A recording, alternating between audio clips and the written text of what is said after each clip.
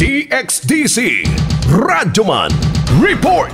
Nagbilin og kahadlok sa katawhan ng nasinating magnitude 6.8 nga linog niadtong Biyernes, November 17, 2023 ug subay niini adunay pahinumdom ang National Disaster Risk Reduction and Management Council kon NDRRMC ug World Health Organization kon WHO sa mga angay buhato na bag-o, atol ug human na sa linog.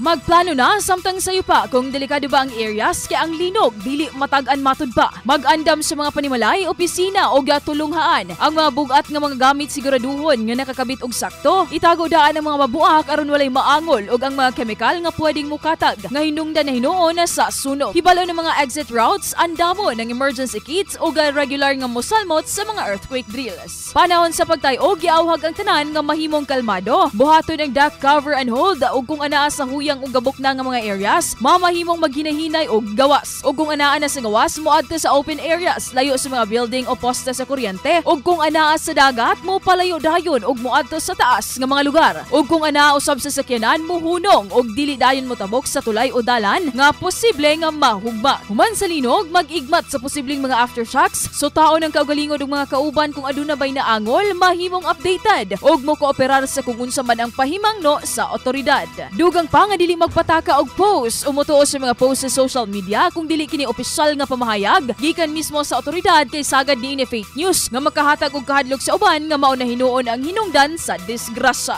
Kasama mo sa balita og serbisyo publiko, Radyoman ID Paridot, Tatak, RMN.